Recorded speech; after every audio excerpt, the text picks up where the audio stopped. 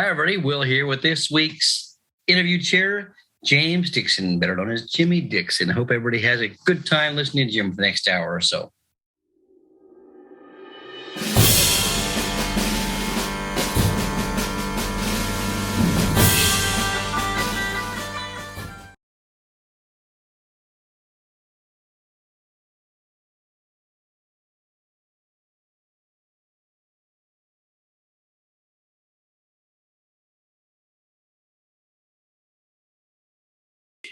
Hey, everybody, Will here with this week's interview chair. This week we have Jimmy Dickson. Hey, Jimmy, how are you? I'm good, Will. Good. It's good to see you. I saw you not that long ago, I guess, but doesn't seem that long ago, but it was when we met across the border. I guess that was a while ago now. So. Yeah, it was, and I saw you at Westminster. Yeah, okay, yeah. And, right. And we're back there again, back at Lyndhurst again. So. Yeah, I love that site. It's a beautiful site. Everything's good there. Have you been to any dog shows or many? Yeah, I was down in Richmond, Virginia this week, this past weekend. A lot of judge changes because of some people had COVID and the weather and all that stuff. Yeah, it was quite interesting. I think the show chairman, Polly Smith, had a hard time filling the panel. Well, yeah, that's what happens, especially when we were just starting up shows. It seemed like we had the same panel over and over again. But, yeah, it is. You see a lot of the same judges over and over again. It's hard with all the shows. There's so many shows these days. Oh, for sure. We have the same problem up here. We're in the middle of a snowstorm up here. How's it going down there weather-wise? Okay. Well, we had snow in Richmond, but it wasn't too bad. We had snow here at home in New Jersey, and we're supposed to get an ice storm tomorrow night, I think. That's probably what we have here going down there. Yeah, you're getting more snow though, aren't you? Yeah, well, we had ice. We had, I drove today and I went through freezing rain and snow. So it was fun. Okay. Yeah. I know some of the people in Virginia were going to drive to Indiana this weekend. I hope they make it. Yeah, as long as stay safe and be careful, Right. Usually it's not us. It's the other people on the road that I worry about. So. Yeah, well, you just don't want to get stuck in one of those jams where the highway closes down and you're stuck for 24 hours or something like that. What would you do? Oh, yeah, that was crazy. Yeah, in Virginia, right. What do you do if you're stuck on the road with those dogs, right? Oh, exactly. Yeah. Oh, well. It's not us, Jimmy. So, all right. No, it's not me. Tell me, how did you get involved in our sport, Jim, sport of dogs? Oh, well, I was in high school and there was a estate in town that had a big show kennel. It was called the Frelinghuysen Estate, and they had a kennel manager that managed the kennels. Mrs. Frelinghuysen had died, and they were kind enough to let the kennel manager stay on the estate, and he ran a small little boarding kennel and showed some dogs, not too many anymore. It was back in the days when they had the licensed handlers. Okay. So I got a job. He called up my mother and said he was looking for kennel help, and I rode my bike over there for, almost 4 or 5 years. What was his name again? His name was Walter Morris. Okay. He was a poodle. They had poodles. He was best in show at Westminster in the 40s. Oh, wow. Yeah. That was a nice place to start then. Yes, right. So, learned a lot about, management and care of dogs and how to take care of them and all that stuff in the kennel. How old were you? That's how I started. I probably started there. I was like 14, 15 years old, and he got me a pointer. First show dog I had, he got me a pointer from Bob Forsythe. He was good friends with Bob. He called him up, and I rode up to Forsythe's kennel and picked up the pointer puppy and brought it back down. He trained it. He was going to go to the show. They had a big pointer specialty at Somerset Hills, and he was supposed to go down there, and I thought he was going to show the dog for me, and he couldn't make it. Something happened, so he sent me down there, and I showed it under some pointer experts from England, the Parkinsons. It was Mrs. Parkinson, and was winner's bitch, got 5 points. Oh, geez, that was your first show. That was my first show. Never got a picture. They asked me if I wanted a picture, and I thought I had to pay for it. I didn't have any money, so I never got a picture. Oh, wow. That was it. It's a good way to start. Came home, he said, "How'd you do?" I said, "I was winner's bitch." He had to call up Bob Forsythe to find out how many points I got. That's kind of funny. So did that bite you then? Was that the bug? Yeah, I mean, he used to tell me all these stories about all the old handlers and stuff like that, and it just was really interesting. You listen to all those tales and stuff like that. You kind of get caught. And Oh yeah. he got me. I would help. He got me where I could help Forsyths at local shows and drive to them and help them on the weekend at the shows, running boxers and Dobermans and stuff like that. They had Mark and Bonnie were working there at the time. Okay. Yeah. That's pretty much how I got started with him. Yeah. Then when I was up in New York State at Walk Hill, they had shows in the Armory up there, and Mark and Bonnie had just gone out on their own. And I asked them if they needed any help because Forsyth had retired, and they said no. Mark said, no, I don't need any help, but that guy over there with the poodles brushing dogs, he's looking for help. So I went over there and he introduced me, and it was Michael Pawazarat, and started working for Michael. Oh, what a great guy. Love Michael. Yeah. Yep. So how old were you when you started for Michael then? I was probably 18 or 19, maybe. Okay. I was driving, so yeah. And Had so to be in late 70s. So you started at the poodle kennel and working in the kennel, and then you end up with Michael at the dog shows. How come you're not showing poodles, Jimmy? Yeah, I did a lot of poodles in my day, didn't I? So how long were you with Michael? 2.5 years or so. Then I left there, and I went to a local 2-year community college. While I was there, I was helping Cliff Hallmark. Oh, excellent. And I went, actually, it probably took a year, and I would just help people on the weekends, go to the shows when you had time. And I'd help Richard Bauer and Paul Edwards. And oh, wow. yeah, just helping on Peter. I'd help Peter on some weekends, doing all that, it was just working hard. That's all. That's amazing. Got it. Yeah. Richard and Paul. When I was growing up, Richard was one of my heroes as well. I used to just love watching Richard show English cockers. So. Oh yeah. Mm-hmm. Yeah. Yep. So you're working with all these different handlers, and then did you pick one? Did you just pick one for? Who was the last one you worked for? I'm trying to get to that. The last one I worked for was Cliff Hallmark. Okay. How was that? That was interesting. He was quite, if you knew Cliff, he was an interesting character. I ever met him once. I met him once at a dog show in Quebec. Oh, up in Quebec? Yeah. Okay. Yeah. Yeah. Cliffy was a great guy. Loved his horses. He would go to the horse tracks. He'd go to the, he'd talk you into going to the horse tracks. He loved the trotters and the pacers, and he'd go down to Monmouth and do the flats. Yep.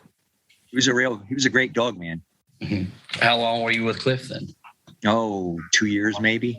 That's good. And decided terriers would be a lot easier than poodles at that time. A lot less work. I wouldn't say that now, though, would you?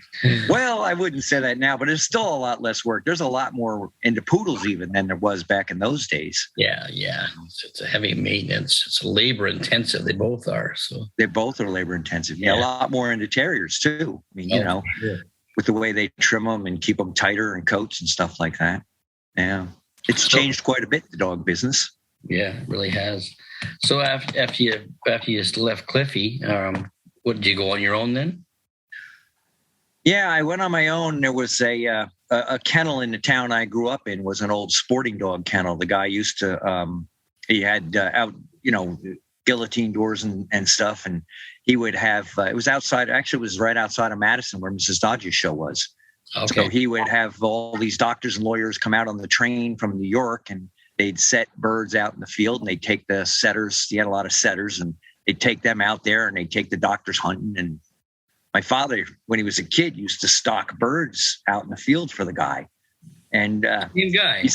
Oh yeah, he's the guy's name was Connon, Bill Connon, and they always had a bush at the end when they'd go around all the fields, and they'd come back, and the kids always had to stock a bird right underneath this bush there, so they were guaranteed to get a bird if they didn't find anything around the whole thing.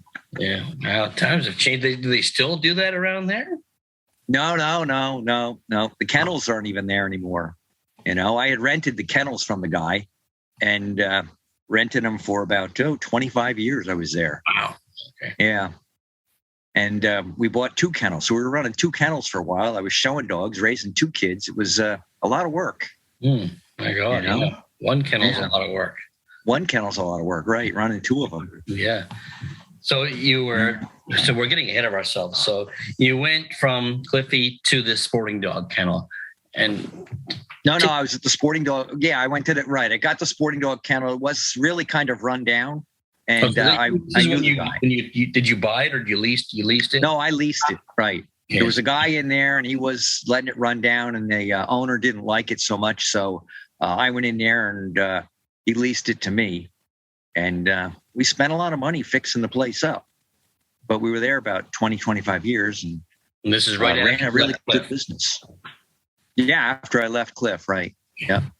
So expound on that for me, because you started showing dogs, and I when I think of Jimmy, I think of border terriers. So I want to get into that. So, well, my big break was really when Cliff passed. His big client was Kate Seaman, and she called me up after he passed, and she wanted me to show her dogs, and that was a great break for me.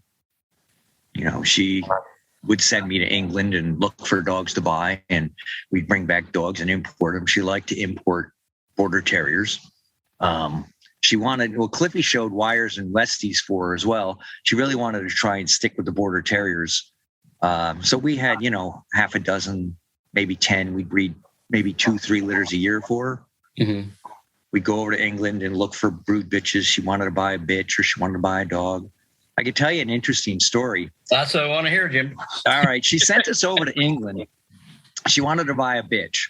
So she sent us over to England, and Alice, my wife, and I went over there, and we get over there, and you go around in England, you look at these different breeders' kennels and talk to them, and you go to the shows. We saw this guy, and he had a bitch. We had bought a dog from him a couple of years before that. And he had a bitch there, and he says, do you want to buy this bitch? And I said, yeah, I really like her. So we worked it out, and we bought the bitch. And I says, well, that's a nice dog you've got there. And he said, well, I don't like him. You want him? I said, yeah, sure, I'll take him. So he says, I'll throw the dog in for what you're paying for the bitch. I said, okay, fine. So we threw the two of them on the airplane, and we're coming back. And Alice says to me, she says, Kate didn't want a dog. She only wanted a bitch. I said, well, she might like the dog. We'll have to see, right? So we get home, and we'd always come home with the dogs. If we bought something over in England, we'd come home and give her a call, and she would say, well, bring them on up. You go up to her place at Norwalk, South Norwalk, out in Wilson's Point. She had a big place. Wow. And we get there, and she looks at the bitch, and she really liked the bitch. And I said, well, we've got this dog. You threw the dog in for nothing. And she says, I don't even want to look at him. So you don't want to look at him? She said, no. I said, all right.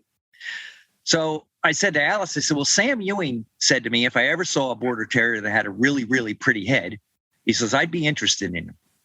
So I said, all right. So I called up Sam, and I said, Sam, would you be interested in this dog? And I showed him to Sam and said, oh, yeah. He says, I really like him. He says, I'll take him. So I said, all right. So Sam took him. And the first show we go to where Sam is showing the border terrier, he beat our special with this dog. So when I came home, back then we didn't have cell phones or anything like that. So when I got home, I called Kate Monday morning. And I said, you'll never guess what happened. She says, what? I said, that border terrier you never wanted to look at won the breed. She said, it did? I said, yeah, it did. So make a long story short, she co-owned that dog with Sam. And we did really well with that dog. Sam didn't want to spend any money on the border terriers. So it worked out really well. Wow. She got herself, back to that dog. And yeah, his name was, what the heck was his? It was Tomahawk. Thorolby Tomahawk was his name. No, maybe that was it. Thomas, I guess. Thomas. Right. It was a while ago. Yeah. Well, it's amazing how things have changed. You're talking about Sam, you're talking about Kate. Those just doesn't happen anymore, those people, No. Well, they were true breeders of dogs, those two. Yeah. Right. Yep. Mm-hmm. And it seems like a bygone era that we all miss, really. I do. Think about it. And they knew their dogs. I had somebody once at a dog show tell me, they said, well, Kate's just a lot of money, doesn't really know anything about dogs. And they didn't know. She showed those dogs when she was younger. And you'd bring a dog up there for see whether a litter of puppies that we had for or a dog we bought over in England, and she'd say, "Oh, that reminds me of so and so." And I'd say, okay. She had pictures and paintings of most of the dogs. So she'd take us inside and show us and say, well, that one right there. And boy, it was almost a picture image of the dog. I mean, she knew which dog she had and stuff. Yeah. No, I think they're way more involved back then with the actual dogs, than they are now. They were, yeah. Like I don't think they watched television or any of that kind of stuff these days. Yeah. They did their hunting and they owned Shelburne Farms up in Vermont. So they used to go on the hunts and do all of that when she was first married and stuff. I mean, that's this like huge place up there. Yeah. That was their summer place. Yeah. It's amazing. I love those stories. When I think back of those, like I didn't know a lot of them, but I knew like Mr. Aldridge and Betty Hislop and those bunch, and they were the same. They knew their dogs inside and out. They weren't just there to send the money over. So no, and they loved them too. Yep, they were very, very interested in their whole breeding programs and everything else that they did. Right? Wow. Yeah, they were a lot of fun. So fun to work with and great to talk to every week when you'd call them up. Oh, exactly. They wanted to know. They knew everybody. They wanted to know who was doing this, who was doing that. She never was angry about anything if you lost. If you came home and you lost under somebody she thought she was going to win under, she'd be like, well, that was very interesting, Never said a bad word about anybody. I never heard her say anything bad about anybody. That's amazing, isn't it? Yeah, it is.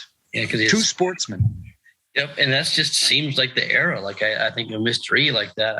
Mr. E never would let me say a bad word about a dog. No, they weren't allowed to. So no, they weren't. They were great people. They sure were. You learn. We miss them. It's a generation that's kind of gone by, isn't it? Yep. Sure. Yeah. So you were on your own then, and you were in that kennel for 25 years? Yeah, I was in that kennel for 25 years. And in 1990, we bought the place we have right now because the real estate market had gone down. And I thought to myself, well, actually, I had another client, Barbara Irwin, and she wanted me to stay in the area in New Jersey because I was helping her. She had collies and papillons. Tommy Cohn showed for her and Richard showed for her. But she wanted me to stay in the area. So she helped me buy this place that we have here. Well, yeah. And that was, I said to her, we're renting this place and I can't guarantee that I'm always going to be here. So at that point we were looking for a house to buy anyway. We had saved up a little bit of money. And she said, well, I'll help you buy a kennel. I want you to be, within about a half an hour. Wasn't that nice? We looked around and found a place, and now we got this place. Which I can tell you, there's a history behind all these kennels in New Jersey. This was owned by a lady named Evelyn Short, who owned a dog named Dunelm Galaxy. Oh, George, yes. She owned George. Yeah, wow. Before Ruthie Cooper got on the dog. When I was a kid, he was my very favorite English Cocker. Was he? Wasn't he a beautiful headed dog, wasn't he? He was my very favorite. When he won the Spaniel Club from the Veterans class under Mrs. Clark, I was like,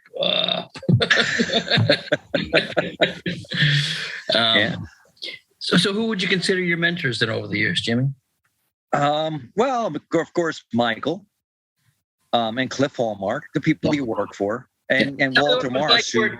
I want to know the inner details of working for Michael. I should get Michael on this show too. Yeah, you should get Michael on this show, right? Yep. Mm-hmm. He could tell you some great stories because he worked for Richard. Yeah, right. He was always fun to have dinner with and hang out with. So yes, he was. Well, when I went to work for Michael, he was married to Khaki. Okay. All right, and. They were out there in Myerstown, and he had, when I went there, he had just one kennel. He was just showing poodles and stuff like that. And it was a nice old stone farmhouse in the middle of Pennsylvania. And we worked. They all were. Oh yeah, it does. We worked for so long, hour-wise. It's unbelievable the hours you put in when you're working in poodles and going to those shows and just the traveling back then, because the shows were mostly just Saturdays and Sundays. Sometimes you had a poodle specialty on a Friday, but I mean, you'd start in the kennel in the morning at 7:30. Some days we wouldn't get out of there till 10, 11 o'clock at night, and then you're doing that and you're going to the shows. You had a lot of maintenance. We had about 35, 40 poodles in coat. And even after the show's over, you're not done. You can't just. Oh, you're not done. No, you got to, yep. Break them down, wash them out. Break them down, wash out that spray and stuff like that out of there, right? Now they take the switches out and wash those, I see. Put them aside. We'll wash those. Yes, makes it much easier. They behave better. I remember one that we were campaigning a dog. We were showing him down there, and I forget what show it was, but we were washing him out. It was like 10 o'clock at night. We were washing him out to headlights. And it was Ray and Ginger Scott felt bad for us and brought us out some dinner. Oh, did they? Oh, yeah, because we were there all bloody night washing out these dogs. Right. But we used to, in those days, most people had a van. They didn't have these big box trucks and stuff like that. Yeah, I had maybe a half a dozen dogs you were going to the shows with, maybe 8. Yeah. That was a pretty good string back in those days. But you'd go in caravans because you didn't have cell phones. And if you broke down, you were out of luck. So we'd go, Roy Holloway was there and Bobby Fowler and Peter Green, and we'd all carpool, to the shows.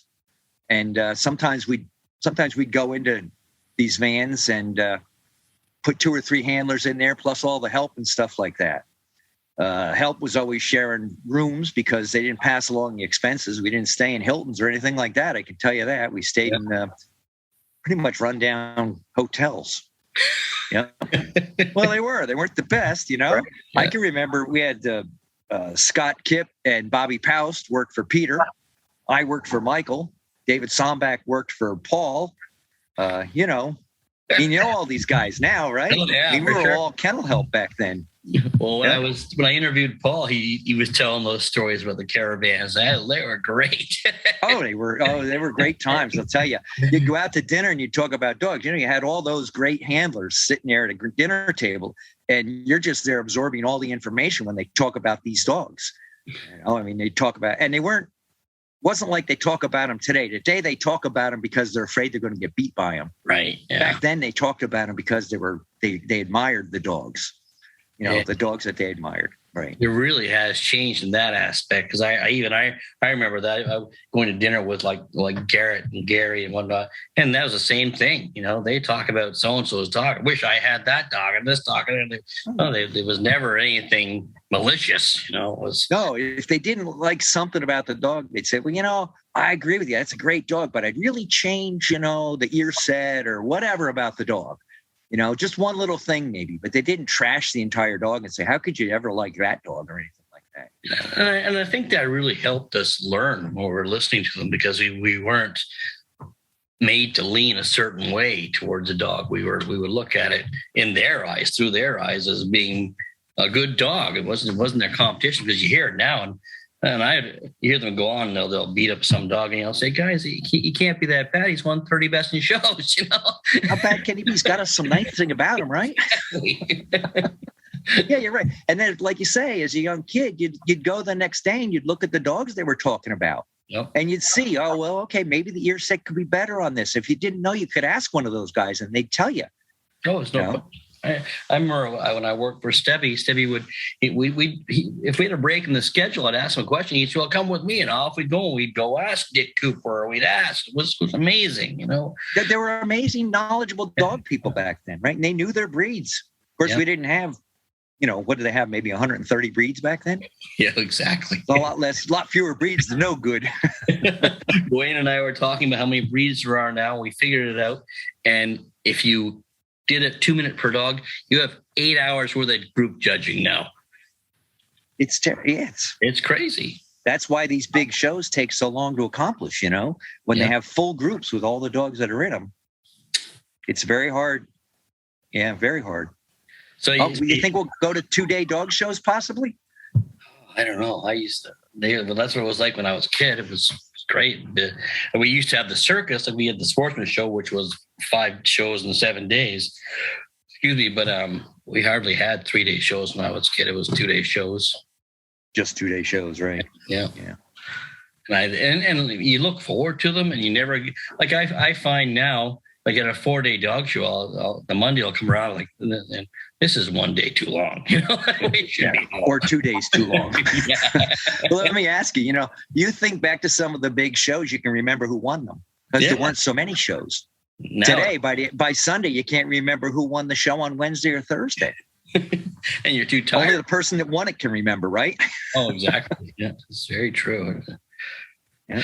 And I just remember being at the end of the day being so tired that you never really got in trouble because you were so tired. You went to bed, Yeah, right. Yep.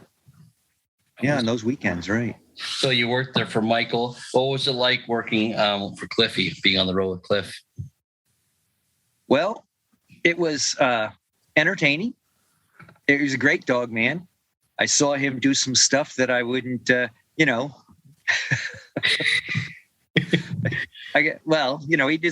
did some stuff that was really pretty interesting. I remember he lost one day, and I don't remember what breed it was, maybe Westies or something like that. And he's sitting there, and he was, he would get quite angry. And there was a lady there about ready to go in with her Scotty. So he said to her, he says, "I'm going to show this Scotty for you." And he'd take the Scotty in the ring, and he put it on the table, and he yelled at the judge the whole time. And I was like, wow. And, the judge was intimidated by him. And it was like, he told him all the things that he did wrong in the Westie ring or whatever breed it happened to be. And that was that, right? Walked out of the ring and done and over, And lady got a free handling fee showing her. Lady got a free hand. She didn't win, though. No, I guess not. Well, I'm not so sure she was happy about that, but. So did you caravan when you were with Cliff too? We didn't caravan as much when we were with Cliff. Yeah. It wasn't too many people in the area here in New Jersey. We didn't have that nucleus group like they had in Pennsylvania with Paul, and they all lived probably within a half an hour of each other. Yeah, that's amazing. That really is. Think of it now. Yeah. Like during the week, I'd go over to Peter's and go over, Scott, Bobby. We'd go out on the town, and do all of that. Just fun. So for your mentors, you said you had Michael and Cliff. Who else? Well, that's pretty much about it. Just the terriers and the poodles they're my favorite breeds. I have English cockers. I didn't know poodles were one of your favorite breeds. Yeah. Well, I started with the pointer, like I said, with Bob Forsythe. And I got that because I thought I might go hunting if this dog business didn't work out too well. I could always take the dog hunting. My father was a big hunter. But we never did get the dog out hunting that much. I went to too many dog shows. Yeah. What about dogs that you've seen over the years? I try not to touch on dogs that are being shown now, but what about dogs that you've seen that have left a real impression on you that you've never forgotten? Well, that Workmore Wagner, that border terrier that Cliff showed for Kate, he was a really, really nice dog, beautiful headed dog, beautiful fronted dog. I didn't see him until he was older. He was like 6 or 7, I think, when I got to the kennel at Cliffy's. He was a really good border terrier. It was one of the breeds that I'm really interested in. But one of the dogs, I don't remember the name of the dog, but it was a husky that Trish Kansler showed and won Westminster. Yeah. Sinar. Innisfree something? Innisfree Sinar. That's it. Yes, Sinar, right. I thought that was an absolutely gorgeous animal. Yeah, the way it moved and stuff like that. Yeah. And his ear, I always remember his ear, that little tip was gone on it. Yeah. Yeah, the tip of his ear was gone. Didn't stop him, and he did it. No. And that was Mr. E that gave him Best in Show. That was quite the win. Yes. Yeah. Yep. That was a really good dog. Trying to think, that Galsel Excellence dog was a beautiful wire fox terrier dog. It's a shame that that it ended up where a lot of people couldn't use him. Yeah, that whole thing. That was hard on the breed, really. Didn't help anybody. That sure was an exciting era, though, wasn't that time when there was the George dog out and Patty was out, and it was great to watch those. Yeah, yep. Yeah. I remember being on the Florida circuit, and that was where you had to be. Wash fire. Yes, right. Yep. Mm-hmm. There was some Irish terriers. There was a Woody showed one, and Bob Clyde showed one. They were like the B litter, and there was these 3 great Irish terriers, all out of the same litter, and just to watch them in the ring. I'm sure. Yeah. Just really exciting. Alone going after each other, that'd be fun. Yeah, right. Mm-hmm. I mean, you miss that. Like when I was a kid, I remember being on the cherry blossom circuit. And I was young. I was really young because George was showing Marquis and Janie had Yankee Rifleman, and it was just fun watching the two of them battle it out. Yeah, right. Just to battle it out, right? Mm-hmm. I don't even remember who won most of them. I think Janie did, but it was just fun to watch the two of them go at it. Yeah, it was. Yep. I missed that. Yes, I miss it too. You had English cockers. Remember that Sailors Beware? Yeah. That was beautiful. You know? Yeah. Yep. I can tell you though, George is my favorite. Well, George, you see, and George wasn't around. That was before my time. You must be a lot older than I am, Will. I was a little kid. You were a little kid. But it was so much fun. And he was like, I remember seeing a picture of him in the English Cocker newsletter, and it was just a headshot. And I think I cut it out and hung it on my wall, Well, they have some great pictures, headshots of that dog, Yeah, of George, right? So pretty. Oh my God. I just never after that, it was a dog up here. A Dunelm dog came up here, and I was a big fan of that dog too. It was probably just because of George. He was a nice dog, but he wasn't George. Wasn't George, right? Yeah. But, yeah, that's fun. I love going through that stuff. So, what about advice? If someone came to you and said they wanted to be a handler, what advice would you give them? Well, I got to tell you, the guy I worked for originally, Walter Morris. I mean, he showed for one person, Mrs. Frelinghuysen, basically. He only had to please her, And when I was showing dogs, we did most of the breeding for a lot of the clients. The dogs would come in the kennel, we'd condition them. We did a lot of the work for those people. And I find it really difficult today to meet these people ringside and look at the dogs, some of the condition that they're in, the way they're groomed and everything like that. I just got to keep my mouth shut and show them. So I think the business has really changed quite a bit from the care and the conditioning and all of the stuff that I learned as a little kid growing up in the kennel ranks and as an apprentice conditioning, at Michael's, we'd be brushing poodles out till 10 o'clock at night, we'd put them in oil because we had so many of them. Yeah. And I don't know, you just don't seem to, the kids, they don't work in the kennels anymore. Now, when you were working for Cliff, how did he teach you to start pulling hair? Did he just hair? He had 60 dogs in the kennel, and you had to keep, you'd pull them. He'd have dogs that were just there, and he'd put a Westie on the table, say, here, trim this one, and see if you can get it in shape. So, you'd work on it, and he'd look at it. It wasn't being shown or anything like that, but you just tried to get it into shape. And I remember thought I had it looking really, really good. He came over and he looked at it and he says, the way you got this dog trimmed, I thought it was out at the elbows, but it's just the way you have it trimmed. I'm like, okay. Okay. Point taken. So, but was he a good teacher then? Yeah, he would, and you watched and you learned and he'd tell you how to pull hair and, do that. Like you'd have to have an eye yourself because you have to know, like you can always, there's no real recipe. So you have to, I find you have to have an eye yourself. You can take a technique from somebody, but it still has to be your eye. Yeah. Like at Michael's, we learned how to scissor and stuff like that. There was a Swedish guy there. His name was Tommy Ostman. Mm-hmm. I've heard of Tommy. Yeah. Okay. And Tommy worked there for about a year, maybe a year and a half while I was there. And he was a great dog man in his own way. And he came over to learn because Michael was a great groomer. And he came over and I'd trim on the dogs and he'd trim on the dogs. And we'd talk about dogs, different dogs and everything like that.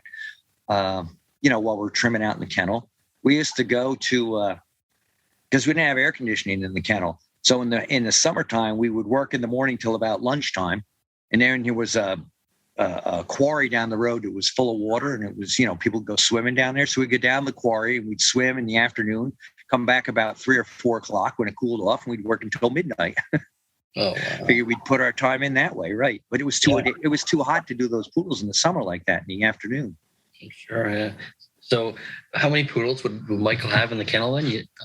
We probably had about 45 to 60 poodles. Holy jumpins. Yeah. That's frightening. And Michael believed in keeping them all in coat. He had minis there and toys and standards. And yeah, we had a lot of poodles in that place. Wow. Especially when PCA came around. Yeah. We probably took 25 to 30 dogs to PCA. I wonder why Michael never went ahead and started judging. Well, he's doing poodles and English cockers. Is he? Okay. Yeah. I don't think I've ever seen him. So. Yeah, well, he's judging. He's breeding thoroughbred horses now too. You should interview Michael. Yeah. Mm-hmm. Yeah, I think I will. Yeah. Make a note and give him a call. Yeah. He said he started judging too late. He keeps telling me I should apply to judge because he said, in today's world, you have to be marketable. You have to have a couple of groups. Yeah. It's very hard to get assignments if you do one group even. Don't you think? Oh, probably, yeah. Yeah. Like I just started and I did the first half of sporting dogs. I won't get the group until probably the end of the year. But even then, you're still not really marketable. You'll still be going yourself pretty well up here on your own dime until you get more groups under your belt. Right. Yeah. If they're going to bring you in for 2 or 3 days, I mean, if you say I get the terrier group, you get 80 dogs in the terrier group. Who's going to fly you to Chicago or wherever to do 80 dogs, right? It's probably not profitable enough in this day and age. So are you give aspirations to judge at all? I probably will apply soon. Yeah. Mm-hmm. Well, let's go off that angle then. What do you think a judge, like if you were a judge, what advice would you give me? If I was a judge? Yeah, but you've been a judge pretty well. Yeah, I know you're not an official judge, but we've all, growing up in this sport, we all have that in us. We all judge dogs. So, you mean give you advice if I was going to judge? Yeah, exactly. Well, I would say judge the breeds that you know well, right? I mean, we've all watched judges that, and I always get this because I'm president of a kennel club out here. And I always get this statements from mostly new people that this judge is no good, or that judge isn't very good. And, they really don't know. Right. I mean, I can say, well, this judge isn't very good on maybe the low-legged terriers or on some hounds. They're not so good. And not even all the hounds. Maybe they're not so good on sight hounds, but they're good on the scent hounds. I mean, each judge, I think, has stronger points than others. And no judge can be good at all the breeds, no matter, even if they are all rounders. It's Bobby always told me it's impossible to know all the breeds at that level. Like a good dog, at the level we're talking about, right? Yes, a good dog person is going to know a good dog no matter what, but he might not know the intricacies of certain breeds or the. Yeah, he's going to know the structure of this, right. And he's going to know that the Scotties are lower legged and have a bigger chest and this and that. Not going to put up a narrow bodied Scotty, hopefully, right? Right. And since we've been around, we have this bank in the back of our head that we've seen these dogs that we've stored back there, so that when dogs walk in our ring, we have that Scotty that's already in our head. And Rayburn's Close Encounter would be mine. Exactly. I was just talking about George the other day because George grew up around here where I live. He grew up. Yep. Yeah. So yeah, it's just interesting. What Colin Brownlee, a good friend of mine, his neighbor was George's. He always tells a story. Cousin, maybe. But he had pictures of George everywhere. So. Oh, did he really? Yeah.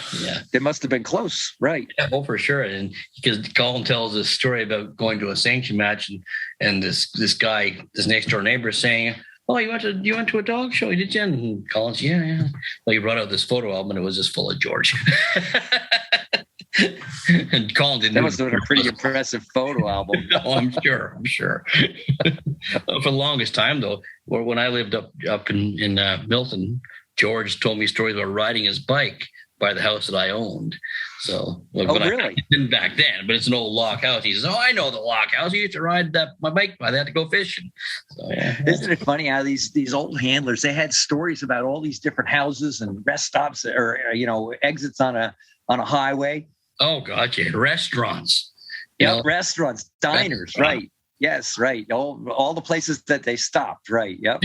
I remember going up to Bill Trainer's wake, and we had John Ashby and Paul and myself and Michael and Roy Holloway. I think the 5 of us, maybe there were only 4 of us. But anyways, we going up there. Roy Holloway, he talked the whole way up and the whole way back. He had a story at every exit. And everybody else, I drove up and drove back, and everybody else is sleeping in the back of the car. We didn't get back till about 2 a.m. or so. And Roy, he talked the whole way till we got home to the driveway.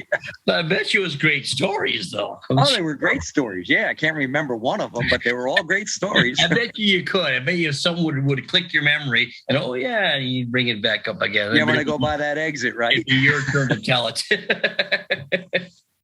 Because we all have those stories. Yes, we do. Mm-hmm. So what's next for Jimmy? As you have aspirations for judging, and you're still showing. Are you showing as many dogs, or are you slowing down? No, I'm not showing as many dogs now. My back is bothering me. I'm probably going to have back surgery. Come after Montgomery. Going to try and make it till I'm 65 so that the insurance, isn't so hard. But yeah, I'm not showing as many dogs because, quite frankly, I have a hard time walking around. Oh, really? And doing that, It's a hard job. It's a hard job. I'm still using those wooden crates, and everybody tells me I'm crazy for lugging those wooden crates around. No wonder my back is bad. So I'm like, well, okay. I miss the Foley boys. No, that we used to have. We didn't have Foley boys up here. No, you didn't have any Foley boys. Well, Kate Seaman loved those Foley boys.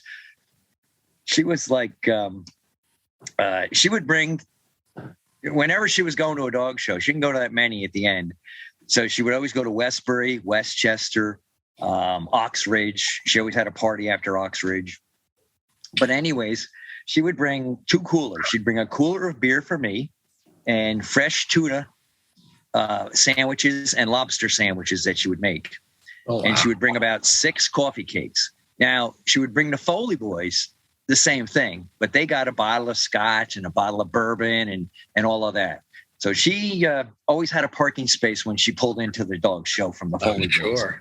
Yep. They would ask me first thing when I got there in the morning, is Kate coming today? And I'd say, oh, yeah. Wow. We got her spot for her. Okay. So what about, I have a question for you too. We all have these little superstitions. Do you have any superstitions when you're showing dogs? No, I don't have any superstitions. None? Leads? No. Nothing. I'm not a very superstitious person. Touch wood, right? Okay. Yeah. I'm sorry. I got a negative on that one, Will. Oh, well, that's the way it goes. It's amazing how many they'll I can't remember which one it was I was talking to. He had the same answer. No superstitions. And then I started pushing and prodding, and he'd say, well, I never did that because when you do this happens. And that. So that's a superstition. But he didn't have any.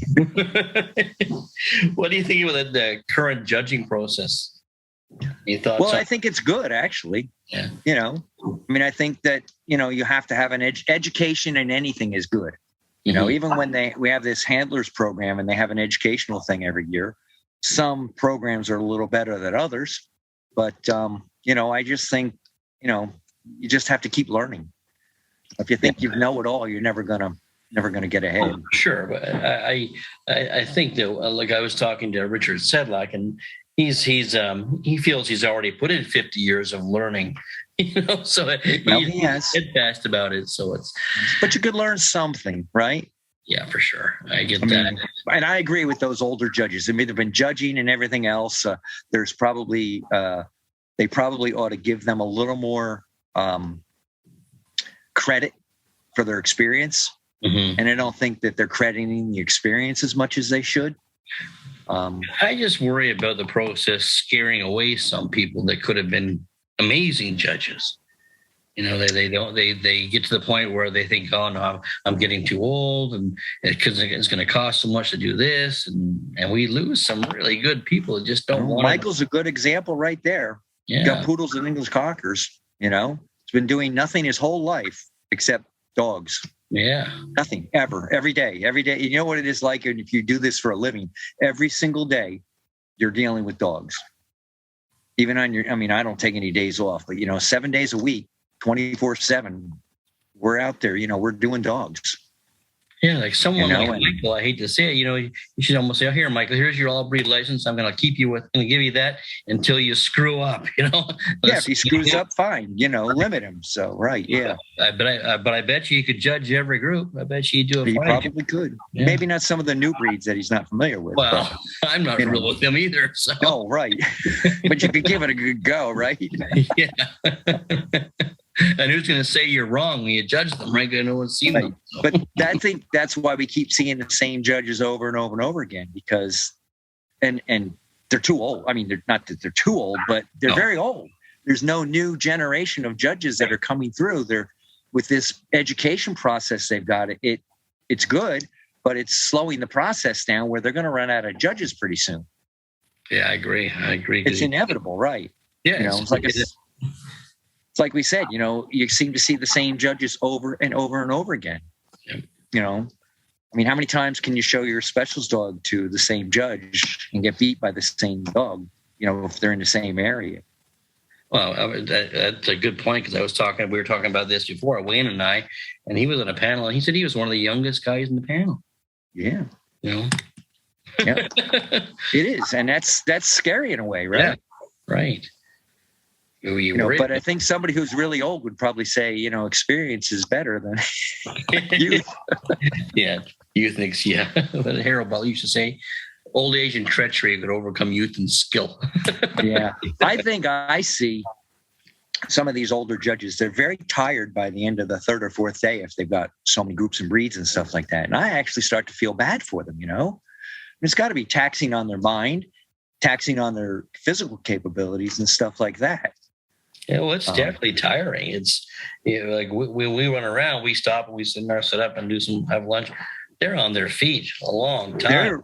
They're on their feet all day long. Yeah. I did a border terrier sweepstakes. There were like 150 dogs in the sweepstakes, which is a lot, more than I'd ever thought I would judge, right? But it took me all day long, and it was very hard. You're standing on your feet. You're looking at a dog, and I guess when we look outside the ring and we look at a judge judging the dog, we look at the 10 dogs in the ring and we pick the 2 that we like, and we're looking at them back and forth. And the whole time we're looking at them back and forth, this poor judge has got to judge the other 8 dogs. Right. And you're spending 16 or 20 minutes or whatever it is judging the other 8 dogs that, they probably don't like them either. And we're studying. So when you look at him and you think, well, why did he do that? I mean, obviously we've been looking at the dogs a lot longer than the judge has.